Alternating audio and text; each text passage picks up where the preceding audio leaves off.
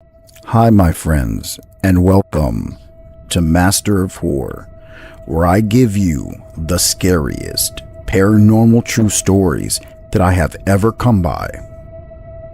True, scary, paranormal story number 1, The Tatum Hauntings. In the mid-1980s, in a quiet suburb near Atlanta, Georgia, Jim and Kate Tatum built a new home with plans to retire. But 5 months after they moved in their home, the Tatums began to experience a series of unexplained occurrences that would ultimately force them to put their house up for sale.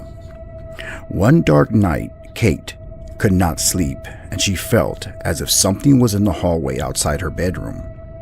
When she got up to investigate, she saw a glimpse of a dark, black figure walking past her open doorway. She told her husband Tim, and he searched the whole house with nothing to show for. Shortly after the incident, Kate just suspected that he may not have been an actual person, but maybe a ghost or even a demon. 2 months later, one night in March, Jim was working upstairs on the house. He stopped working when Kate called him for dinner, and he unplugged his drill and put it to the side. As the evening wore on, Jim decided to watch a movie, while Kate went upstairs to read a book. Later, Kate heard the sound of the drill outside her bedroom. She thought Jim was teasing her about having seen a ghost earlier, but before long she felt that the joke had gone on for way too long, and got up out of bed and walked into the hallway. It was empty, and the drill that was making noise earlier was unplugged, laying on the ground.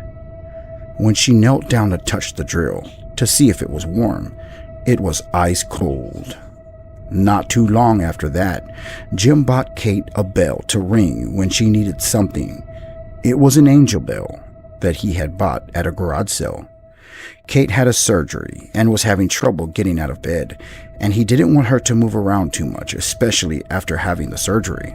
One night, Jim heard the bell ring and went to see what Kate needed. He found that Kate was sound asleep and the bell had not been moved at all. After the third time of this happening, Jim had gotten tired of the teasing of the ringing of the bell.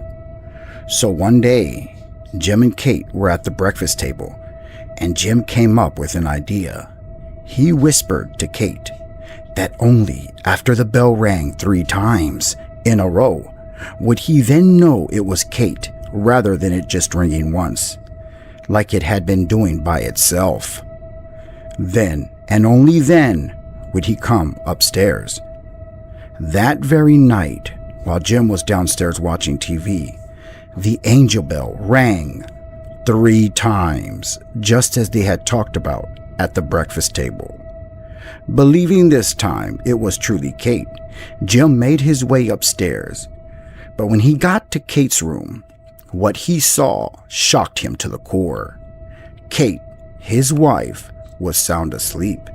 The angel bell wasn't even near Kate. It was on the shelf across the bed. That's when Jim knew for sure that a ghost heard their conversation earlier at the breakfast table and heard him tell Kate to ring the bell 3 times. Jim picked up the angel bell and looked at it, and then placed it back on the shelf and walked out of the room. But before he could leave the bedroom, the angel bell rang a 4th time behind his back. Jim said he got chills running up and down his arms. He said he felt as if something was staring at him, that the fear he felt at that moment was unexplainable. That this experience went against everything he was ever taught regarding the paranormal, and that he is truly a believer to this day. The Tatums, not too long after, moved out of their dream home and put it up for sale. True, scary, paranormal story number 2, The Club. This story I'm about to tell you was told by my dad many years ago, and his dad told me, which is my grandfather. I am now 42 years old. He told me this story when I was only 12. I never forgot it, and to this day, it's one of the scariest things that involve the paranormal. This true story took place in Corpus Christi, Texas, around the 1950s. My grandpa would play accordion. He was really good at it, but never really had the time to take his dream further. One late evening, my grandpa was sitting in the backyard playing his accordion. He was getting ready to head back inside the house when a man came from nowhere. He walked up to my grandpa and told him he played good music. The man was wearing a nice suit and had scars on his face. It looked like burn marks. He told my grandpa if he would like to join his band. The man said they would be playing at a local club in Corpus Christi the following day. If my grandpa was interested, and if so, to meet around midnight. Even though the time was pretty late, my grandpa agreed. He was extremely excited at the opportunity of being able to play in a club for the first time. He thanked the man and went into the house. He told my grandma the good news. When it was time for him to go to the club the next day, my grandpa grabbed his accordion and told my grandma he promises he wouldn't drink, and he shouldn't take too long. He kissed my grandma and made his way to the club. When he showed up to the club, he was shocked of how beautiful it looked. People were dancing and they were dressed in tuxedos. He made it to the stage, and that's when the man who talked to him the previous night with burn scars on his face spotted my grandfather. He called him over to the top of the stage, where he and the band were. When my grandpa made it to the top of the stage, the man then asked if he knew how to play the song they were playing at the moment. My grandpa anxiously told him he knew how to play the song. He followed along. My grandpa was beginning to fit right in. Everything happened so fast. He thought to himself, how could I be so lucky? One minute he was outside playing alone, and now he was in front of an audience on stage. As he was playing the accordion, he began to look at the people dancing, and he noticed something quite odd. One of the women dancing had weird-looking feet. It looked as if she had goat feet. He began to look even closer, and to his horror, the man she was dancing with also had animal feet. They were the feet of a chicken. My grandpa froze in fear. When he looked at everyone on the dance floor, he saw that they all had animal feet. He quickly looked at the band that was on the stage with him. The singer had pig feet, and the rest of the band had goat and chicken feet. My grandpa was petrified. He couldn't believe what he was seeing with his own eyes. As if on cue, the music stopped. Everyone in the dance hall stopped moving and looked at him with smiling, creepy faces. Even the band on stage. That's when my grandpa screamed and jumped off the stage, leaving behind his accordion. He quickly ran out of the club. He ran faster than he had ever ran in his entire life, never looking back. When he made it home, he told my grandma everything that happened that night. The following morning, my grandfather and some of his friends went back to the club to see if anyone was still there. As they got closer to the club, they noticed that it was all boarded up.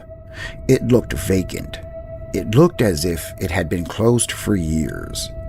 It also looked as if it had a fire at one point. My grandfather was in shock. He couldn't believe his eyes. He told everyone that he was not lying.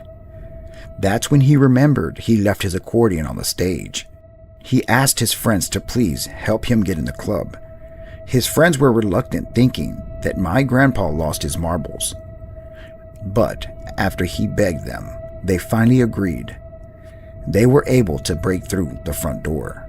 After they made their way inside, they all looked at the stage, and there, sitting on it, was the accordion. At that point, everyone believed what he was saying, and that it was in fact true. Later, he found a newspaper that confirmed the club had burned down, taking the lives of everyone in it, including the band members. The scariest part was the owner of the club that died in the fire was the same man that talked to my grandfather the night he was alone playing the accordion.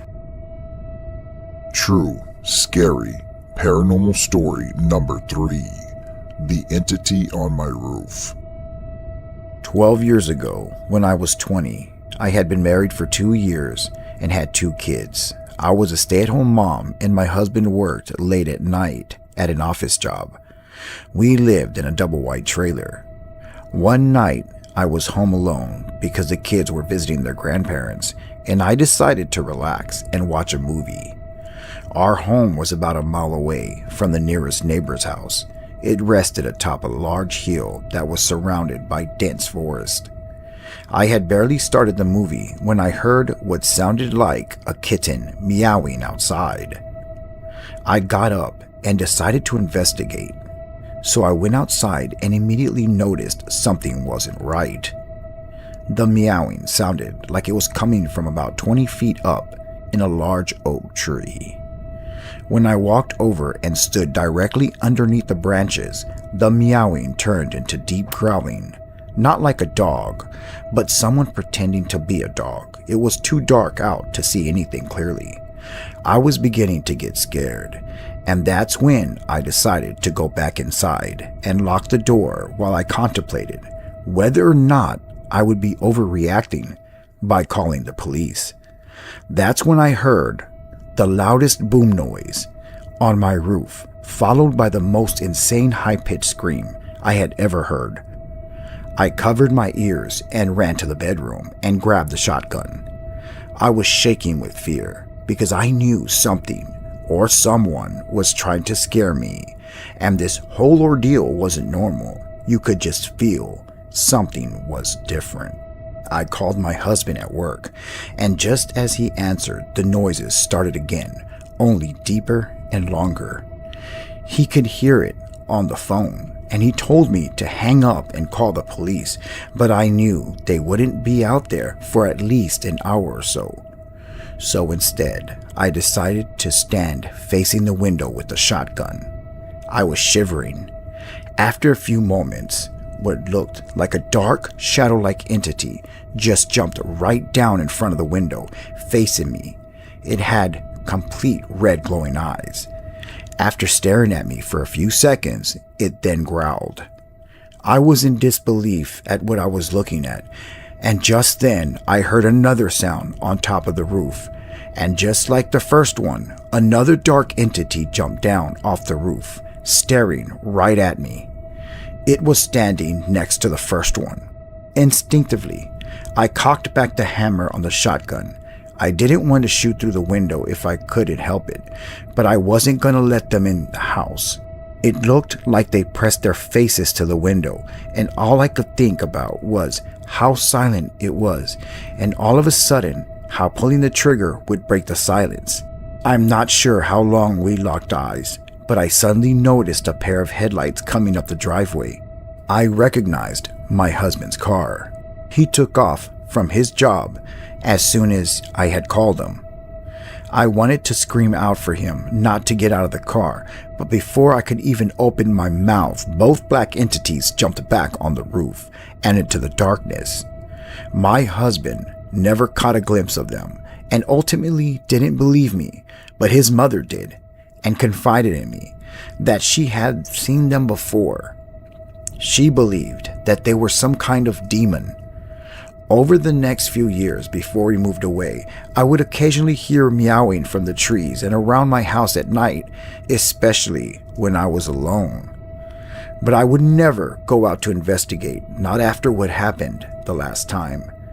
I'm not sure what they were, but paranormal or not, I don't think I ever want to find out what they wanted from me. The Witch Neighbor. About 20 years ago, in 2006, in Rosenberg, Texas, I lived in an apartment with my wife. I was about 21 years old at the time. We lived on the second floor with a balcony patio that we shared with our neighbor. Our neighbor came from New Orleans following Hurricane Katrina. When our neighbor moved in, many paranormal occurrences began happening. It had only been a couple of days after our neighbor moved in that I would hear random knocking on the walls. On a couple of occasions, I would wake up in the middle of the night to get a glass of water. When I entered the kitchen, I would suddenly feel as if somebody was standing in the pitch black in the living room, just staring at me. One time, the kitchen lights started flickering. I brushed it off as an electric issue. Another night, when we were getting ready to go to bed, my wife saw me in the bathroom standing in front of the mirror. She began having a full conversation with me. The scary thing was, it wasn't me. I was outside making sure the car was locked. When she saw the real me walking into the apartment, she began to cry. She looked petrified.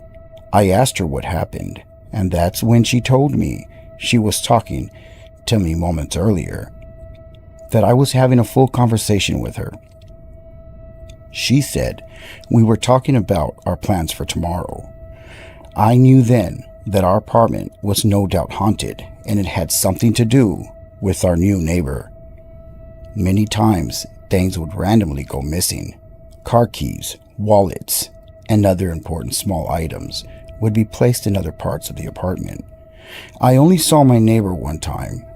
She was a black older lady, and she had a huge black hat on her head.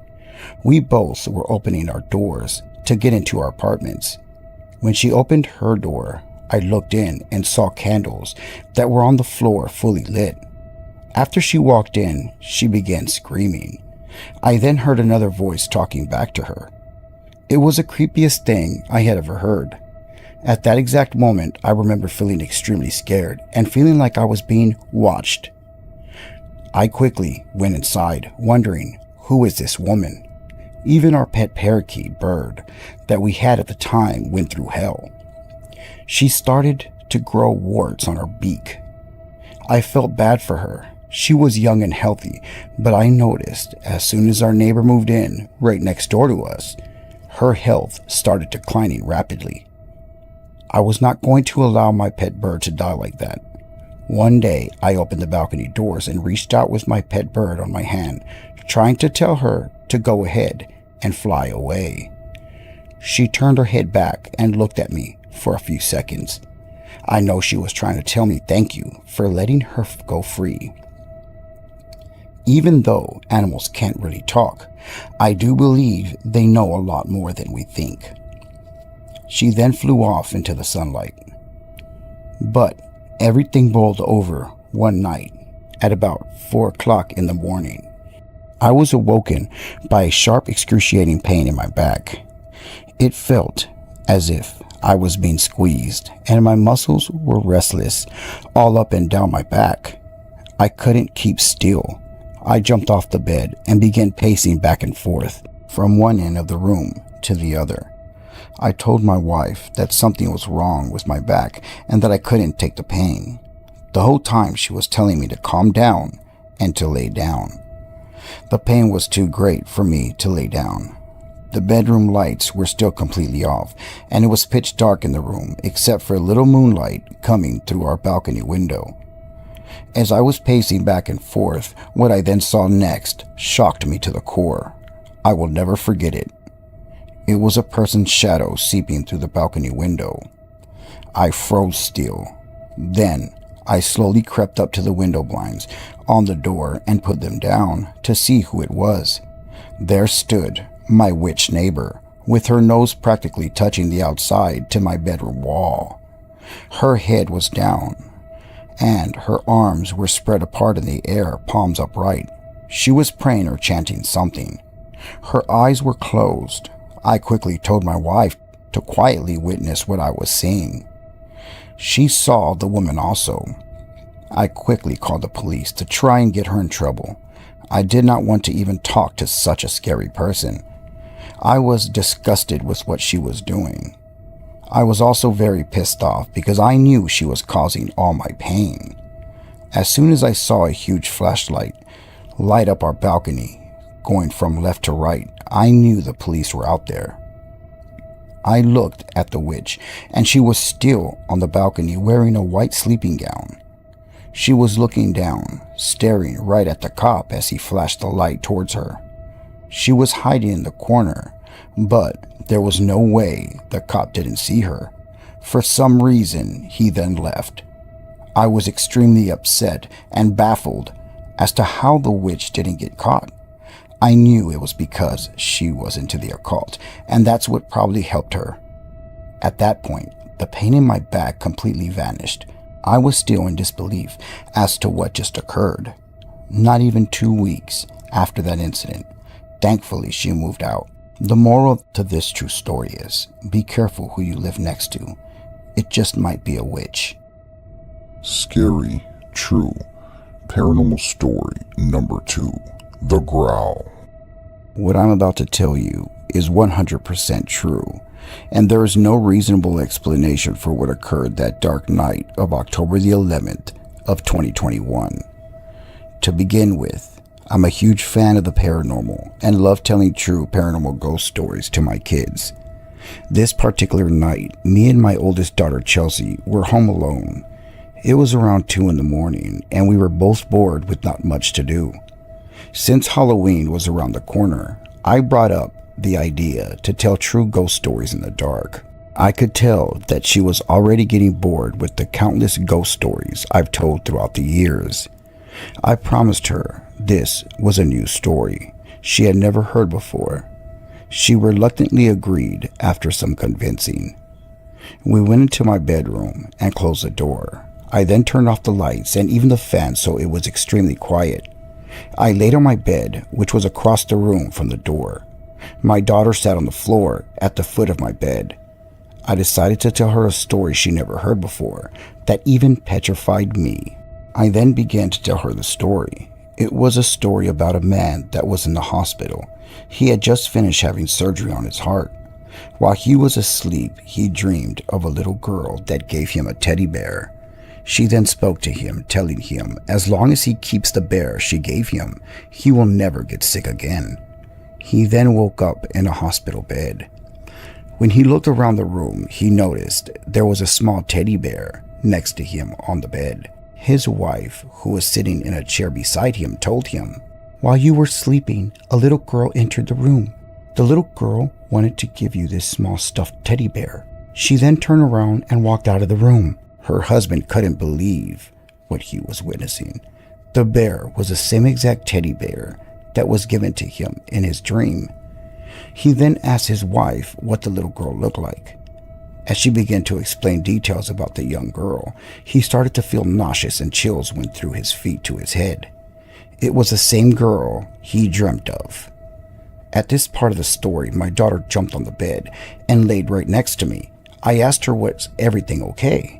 She claimed she felt as if she was being watched, as if somebody was in the room with us. I smiled and figured she was definitely getting spooked by the story. I then tried to figure out how the rest of the story went from that point on. There was a brief silence in the room, but it was during this silence that something occurred that me nor my daughter would ever forget to this very day, and it still haunts me every time I think about it. In the midst of the silence, by the foot of the bed, we heard a kid's voice. It said "growl," as if trying to scare us. My daughter screamed the loudest death scream I had ever heard. I tried to keep my composure, thinking who else could be in the room with us, and what kid would be crawling around the floor in the pitch black. No one else was home other than me and my daughter. That's when I felt the blanket underneath me get pulled. Something climbed on the foot of the bed, making an indentation. We both felt the bed go down by our feet, and we both screamed. I pulled my legs up to my chest and scooted over to my daughter's side of the bed, screaming and hoping whatever it was wouldn't continue to crawl toward us. At this point, my daughter was crying her eyes out, and I myself was almost at that point. Not being able to see what it was only intensified the terror we both felt. Just then, as if sent by an angel, my wife and other daughter opened the door to my bedroom, and light filled up the room. My daughter jumped over me and ran out of the room, and my wife asked me what happened. I got up and walked around the bed, looking under it, trying to find someone hiding or some explanation to what just occurred moments before. I explained to my wife what we were doing and what happened. Sad to say, but since that night, I have never told my daughter any more scary paranormal ghost stories. I spoke to some people who have knowledge of the paranormal, and what they told me gave me the creeps. They said telling true stories about hauntings, demons, ghosts, or anything of the paranormal nature invites and brings in entities, whether you invite them or not. Be careful when telling scary ghost stories. Even listening to them can invite them in. There could be one staring right at you this very moment. Scary, true, paranormal story number 3. The Tallman bunk beds. In Wisconsin, in early February of 1987, Alan and Debbie Tallman purchased bunk beds at a secondhand thrift store.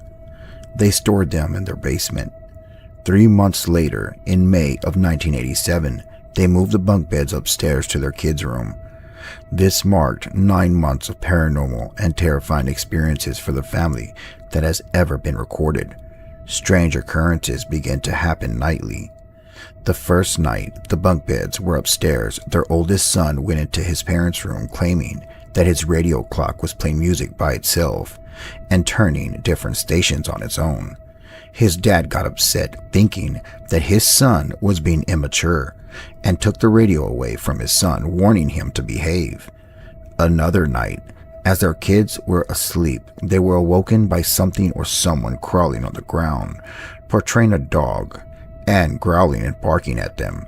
Even though it was dark in the room, they could still see the outline of a dark shadow crawling in and out from underneath their bunk beds. Also, their daughter would explain that there was a fire in the room. When Alvin and Debbie went to investigate, they found nothing. One quiet night, Alan and Debbie heard their daughter screaming. They went to go see what was wrong. The daughter claimed there was a witch with red eyes standing behind the door. Later that week, Alan Tallman came home from working night shift around 2 o'clock in the morning, and after pulling in the driveway and getting out of his car, he began to hear a howling in the wind. The wind began to pick up, and the howling got louder and louder. Then he heard a voice say, "Come here," from around the side of the house. That's when he walked around to the side of the house, but nothing was there. When he came back around the corner to the front of the garage, to his shock, the garage was on fire, with flames reaching past the rooftop. He quickly went into the house to retrieve a fire extinguisher, and when he came back outside, to his shock, there was no fire, nor any indication of one. He walked inside his house and closed the front door, in disbelief, but as he reached down to pick up his lunch kit, it was thrown across the living room by an unknown entity. There was a night when Mr. Tallman had to go to work and begged his brother Todd to stay the night with his family to protect them from whatever was haunting their house. So, his brother Todd spent the night at his house. Around 2 o'clock in the morning, while Todd was asleep on the floor of the kid's bedroom, he was awoken by a noise he said was coming from the closet. Fog began to slowly appear out of nowhere. He then sat up and stared at the closet door as it began to slowly open. What happened next will forever be a secret that no one knows. A bright light filled the room, and Todd witnessed something truly terrifying. He screamed and sat up petrified with no emotion on his face. To this very day, Todd has never said exactly what he saw that night. Debbie entered the room and began to grab her children. She screamed at Todd to snap out of it and to get up. She asked Todd what did he see, but he did not answer her. He slowly got up and walked out of the room like a zombie, with no facial expressions. After a couple of minutes, he finally snapped out of it and began to help Debbie get the rest of the kids out of the house. They left the house that night, and that following weekend, the Tallmans had the bunk beds crushed by a bulldozer, and not long after, they moved out of their house hoping that the ghost or entity would never ever follow them wherever they went. Hi there, my friends, and welcome to Master of Horror, where I bring you the scariest true paranormal stories that I've ever come by. These are 3 new True Scary Paranormal Stories, Volume 3. Scary True Paranormal Story Number 1, The Smurfs. When I was 12, me and my parents went to visit family in Mexico. After arriving at my aunt and uncle's house, our parents went shopping around the area. I stayed at the house with my cousin, who was about 14 at the time. We played video games and some card games. After a while, it got pretty boring, so we decided to say some ghost stories. My cousin knew some that occurred recently that happened around the area. After several hours, our parents came back. They brought some food and items. Included in those items were some small toy figurines they had purchased for the kids, called the Smurfs. The Smurfs was a 1980s TV show about blue-like people that would practice magic. It was based on a family. They had all kinds of potions and magic spells. Later that day, after we all ate and watched a movie together, my parents told us to get ready for bed. I stayed in my cousin's room while the rest of the family slept in the other bedrooms. I made my bed on his floor next to his bed. The house was pretty big. At night, it was pitch black in his room. I was woken up around 2 or 3 in the morning by a small giggling noise coming right outside his bedroom door. I stayed quiet, trying to identify what the sound was. The giggling started up again, and this time the sound of something running down the hallway. I quickly reached over and shook my cousin awake. I told him to listen. We both heard the noises. It sent chills down my spine. After debating whether to open the bedroom door, we finally decided to open it. We both stood up and slowly walked over to the bedroom door.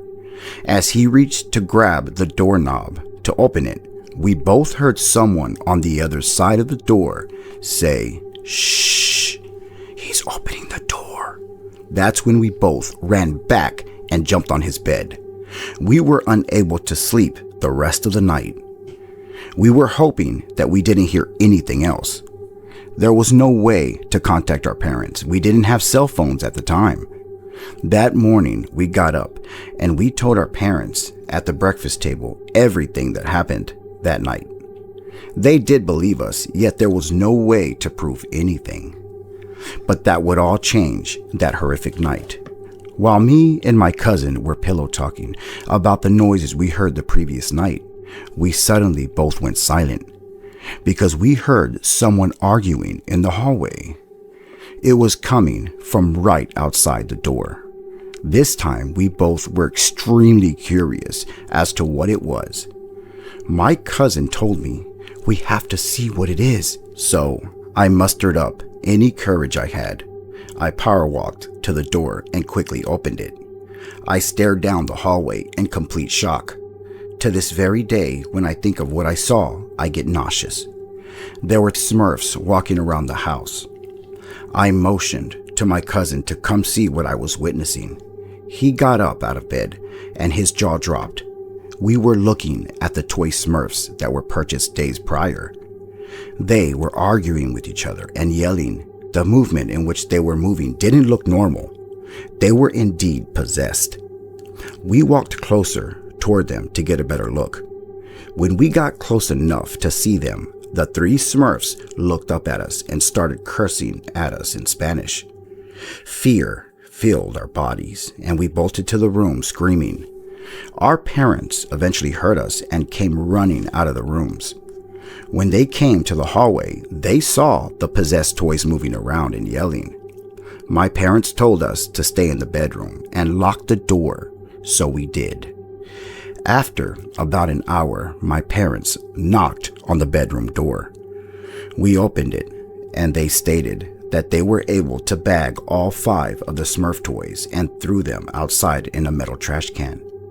We were relieved knowing that at least the haunted toys were no longer in the house. We finally went to sleep that night. But at about 4 o'clock in the morning, I jumped up and was awoken by a noise of glass shattering. Someone or something was throwing rocks at our window. When I peeked outside, the entire front yard was in shambles. Trash was everywhere. The Smurfs were yelling and cursing in Spanish as they were running around and throwing rocks at the house. We ran to our parents' rooms and told them what was happening outside. Our parents began praying and hoping that it would all stop. We all stayed in their room through the night.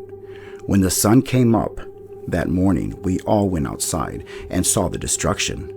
All the front windows were broken and the plants and pots were smashed all over the ground. We searched everywhere and the Smurfs were nowhere to be found. That day, when we made it back to Texas, I tried to talk about it with my parents, but they told me never to mention what happened ever again. I wouldn't believe anyone if they told me something like this, but it did happen. Always be careful what you buy, even if it looks innocent. It might just be watching you while you sleep. Scary, true, paranormal story number 2. The Maintenance Man. This happened when I was 10 or so. I am now 42 years old. Johnny, a friend of our family, told us this true story. Johnny was a maintenance man for some townhouses that me and my family lived in, located in Rosenberg, Texas. He told me what happened to him. One time he had to stay overnight in one of the apartments. The previous tenants had left it a mess. There was lots of work that needed to be done. He would clean up the empty townhomes, patch up holes, paint, put new carpet, etc. He would get them ready to rent out. He said one day he had to spend the night in one of the apartments he was cleaning out because there was so much work to be done. The electricity was already cut off, so he used a flashlight and a couple of candles to make his way around the apartment. He said he had brought a blanket and a pillow with him, and that was about it. It was around midnight when he went upstairs to one of the bedrooms to sleep on the floor. He said it was extremely quiet and really hot. There was no AC or fan because of the electricity being out. So he opened the bedroom window and dozed off to sleep. Johnny said he then woke up with pain coming from under his feet. It felt as if someone was punching the soles of his feet. He quickly turned on the flashlight and began rubbing his feet. That's when he heard a noise coming from the closet. He walked over to the closet door and opened it. He saw a Ouija board on the top shelf. He said he got chills that ran through his body when he saw the board, knowing that what was happening at that moment was paranormal in nature. He grabbed it and took it outside and placed it in the trash can. He then made his way back to the bedroom and said a quick prayer, hoping that he would not have any more problems the rest of the night. He lit some candles and fell asleep, but around 3 a.m, he then woke up feeling someone hitting and scratching his back. He screamed, yet he couldn't move. He said he wasn't able to see anything because the candles had already been blown out. It was pitch black in the room, and all he could do is pray out loud. After 5 minutes of pain and agony, he finally was able to move. He then turned on the flashlight that was next to him and quickly flashed it around the room. What he saw next petrified him to the core. It was the Ouija board, the same exact one that he threw in the trash earlier. It was on the floor right next to him. He grabbed his shoes and keys and ran out of the apartment, never to return. As he was leaving, he looked at the open window to the bedroom, and there was a dark shadow-like figure staring at him. Johnny said the following morning, the manager of the apartment complex called him, wondering why he didn't finish the job in the apartment. He told the manager everything that happened and made it clear that he would never enter that apartment again.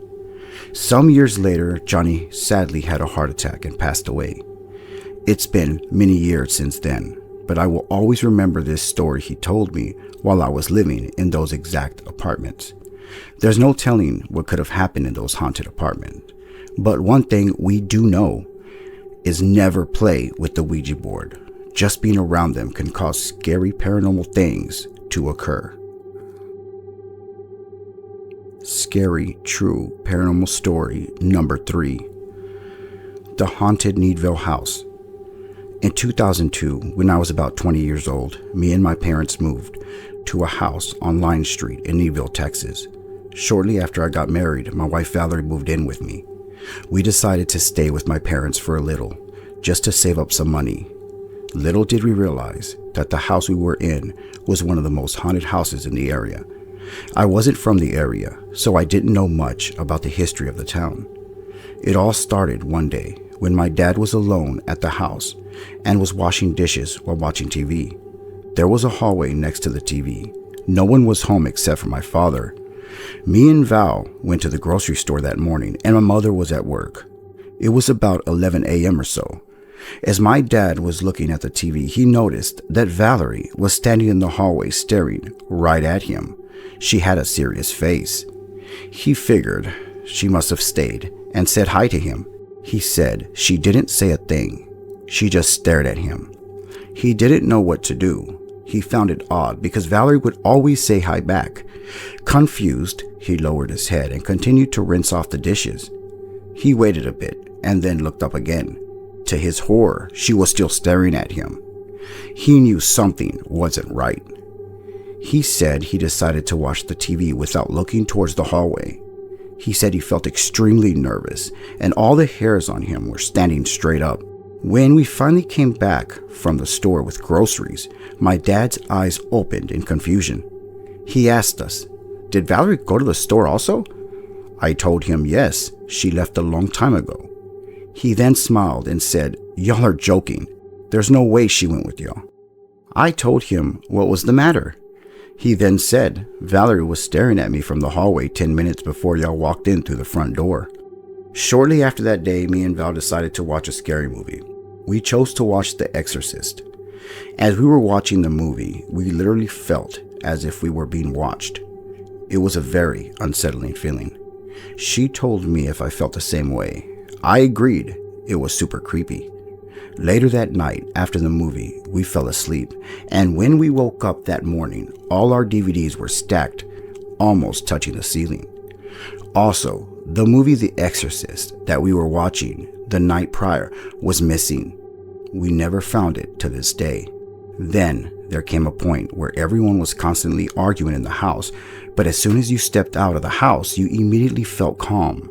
Also, there were noises that would constantly come from the garage.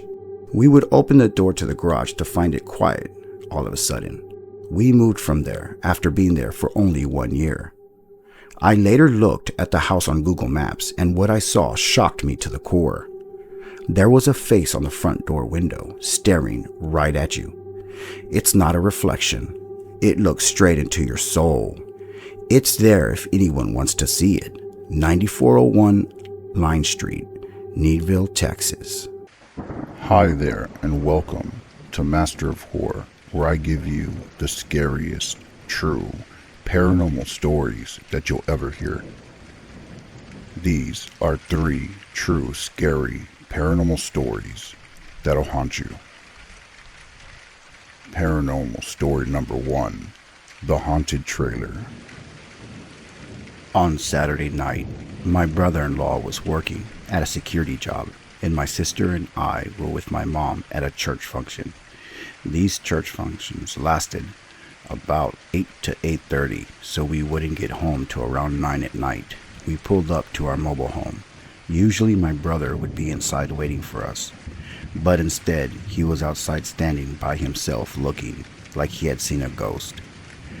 We pulled into the carport, and I noticed that all the lights were off inside. When we got out of the car, he lifts his hands and points at the house and says, in a shaken voice, "I'm not ever going in there by myself." We asked him what happened, and this is what he told us. "I came home, and I was walking into the carport, and I was about to enter the house. I heard what sounded like a group of people talking and laughing inside the house. I heard silverware and dishes clanking loudly, thinking like there was some sort of dinner party, but all the lights were off. I thought to myself that you guys were just trying to play a prank on me or something. So I got up to the steps and I pulled out my house keys. The whole time I still hear muffled chatter and laughing and even some music.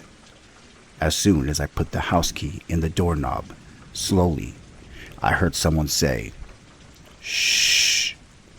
Then the entire house went silent, like everything just stopped. As soon as I opened the door just a little bit, I heard people running in the opposite direction of the trailer, away from me. At this point, I'm starting to think that it wasn't a prank, and some people have broken into the place, and were trying to leave before they got caught. So I ran around the back of the house to cut them off at the back door, but once I got there, everything was quiet. I thought maybe whoever was inside didn't run out because they knew I was going to go on the other side. So I sprinted back all the way around to the front door. I opened it and ran inside. It was quiet, yet it was pitch black. I turned on all the lights and cleared the entire house looking for anyone. Not one thing was out of place. Nothing to indicate at all that anyone was there. That's when I ran outside and waited for you guys to get here. My brother-in-law was never the same after that day.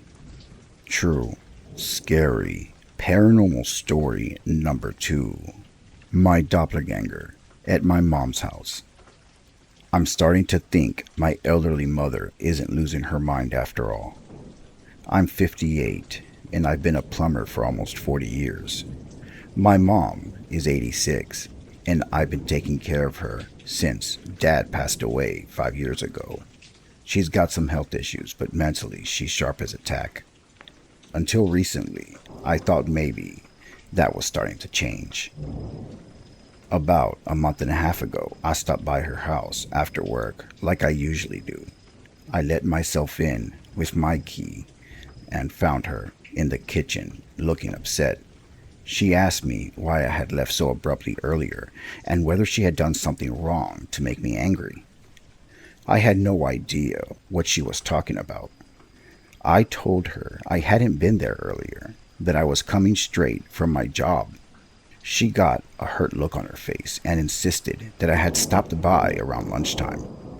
According to her, I had come in through the back door like I always do, sat at the kitchen table, and we actually talked about my youngest daughter's college plans. The thing is, I was installing a new water heater clear across town, far from the house, during lunch. I even had the receipts to show proof. But my mom was so convinced it happened that she started getting agitated when I tried to tell her otherwise. She said I had seemed tired and distracted, and when she offered to make me a sandwich, I had just gotten up and left without saying goodbye. That's not like me at all. Even on my worst days, I don't just walk out on my mother. I figured maybe she had been napping and had a vivid dream or something. At 86, that kind of confusion can happen. I felt terrible thinking about it, but I started wondering that just maybe Alzheimer's or dementia or some kind of mental illness might be starting to creep up on her. But for the next month, everything seemed normal. My mom was her usual self. She remembered everything clearly. No more strange stories about conversations that we ever had. I was actually relieved and started thinking that first incident was just a tiny fluke. Then, last Tuesday, it happened again. But this time, it was worse than the first, and it really shook me up. I had spent the day working a complete bathroom renovation about an hour away. Didn't finish up till about 7 and was exhausted, covered in tile, dust, and grout. I stopped by my mom's house to check on her before heading home to clean up. When I walked in, she was sitting in her recliner watching the news. She looked up and gave me this confused expression like she was seeing double. She asked me why I had come back and whether I had forgotten something. I told her I hadn't been there earlier, that I was just stopping by after work to check on her. She shook her head and said no. I had been there around 3:00 p.m. We had sat in the living room and I had told her all about the bathroom job I was working on. She said I even shown her pictures on my phone of the tile work. Here is what made my blood run cold. I had taken pictures of that tile work. It was a custom pattern I was proud of. I wanted to show a few people. but I had taken those photos around 4 o'clock p.m. after she said this conversation happened, and I definitely hadn't been there to the house. Mom insisted that during our supposed conversation, I had seemed different somehow, more formal, she said, like I was being polite to a stranger instead of talking to my own mother. She said when she offered me coffee, I had said no thank you, instead of just declining like normal. I tried to stay calm, but inside, I was getting really worried. 2 incidences now, both involving detailed conversations that never happened. I was already mentally preparing to call her doctor. Then she got up and walked over to the little table by her chair where she keeps her important things. She picked up her phone and she wanted to show me a picture that we took together that day. I felt my stomach drop. We definitely never took a picture that day, and I was hoping to God I wasn't on that picture. She pulled up her photo gallery, and there it was, a selfie of me and her sitting on her couch. I was wearing the exact same work shirt I had on, even had the same smudge of grout on my collar. But in the photo, I looked wrong somehow. My smile was too wide. But the thing that got me the most was a timestamp. The photo was taken at 3:17 p.m. At 3:17 p.m., I was 45 minutes away, far from the house, laying tile in someone's bathroom. I asked my mom if she remembered taking the picture, and she said, of course, I'm the one that suggested it. The photo of both of us, she said, looked nice, but she mentioned that when I held the phone to take the selfie, my hands felt ice cold, even though it was warm in her house. I've been staring at that photo for days now. It's definitely my face, my clothes. Even my work van is visible through the window behind us. But I know for a fact I wasn't there. I've got text messages with my customer, time-stamped photos of my work, even a receipt from the hardware store that is time-stamped at 3:30. The worst part is that my mom looks happy in the photo. She's smiling like she's enjoying every second of it with her son. But whatever was sitting next to my mom on the couch, it wasn't me. I don't know what to think anymore. Part of me wants to believe my mom is just confused, that there's some reasonable explanation. But that photo that exists throws everything out the window. It's right there on her phone. Has anyone else experienced something like this? I'm scared to leave her alone now, but I don't know how to explain why without sounding crazy. To this day, this story has puzzled me to no end. True, scary, paranormal story number 3. The haunted nightclub in Corpus Christi. This is a true, very scary story my dad told me, and this happened a long time ago. This story has never left my mind, as it is one of the scariest things I have ever heard that took place in my father's hometown of Corpus Christi, Texas, in the 1950s. My dad said that his dad, which is my grandfather, played accordion as a side job and was pretty good at it. He was outside his house one day playing the accordion around evening time when a man came by and introduced himself as John. He said he was in a band and played nightly at this nightclub in Corpus Christi nearby. He said that my grandfather played really good accordion music and it sounded really nice. He wanted to know if my grandpa wanted to come out to the nightclub the following night, and that he would also get paid for it. My grandfather was really excited about the job and agreed to it right away. The man told him to make sure he's there at 2 a.m. sharp. My grandfather found it pretty strange that he had to be there at the club so late, but he didn't ask any questions. The following night, my grandfather showed up at the dance hall exactly at 2 a.m. He was dressed really nice and had his accordion strapped around him. He said that as soon as he walked into the nightclub, he felt a strange, weird feeling, as if everyone was staring at him. Everyone there was dressed in suits and tuxedos, and music was playing. Everyone was drinking and having a really good time, dancing. He made his way to the side of the stage, and there he saw John, the man that invited him to come to the club. John saw my grandfather and walked up to him and asked him if he knew how to play the song that they were playing. He answered back, yes, that he did know how to play that song. So my grandfather got on the stage and began to play his accordion. But he said, about after 2 minutes of playing the song, he noticed that something didn't look right with John the singer that was on the stage at the time. He looked down at John's feet while he was playing, and to his shock and horror, John had goat feet.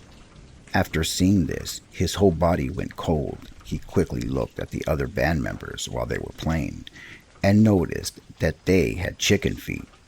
He stopped playing the accordion and looked around at the people dancing, and they all had animal feet and legs. Some people had goat feet, while others had chicken and pig feet.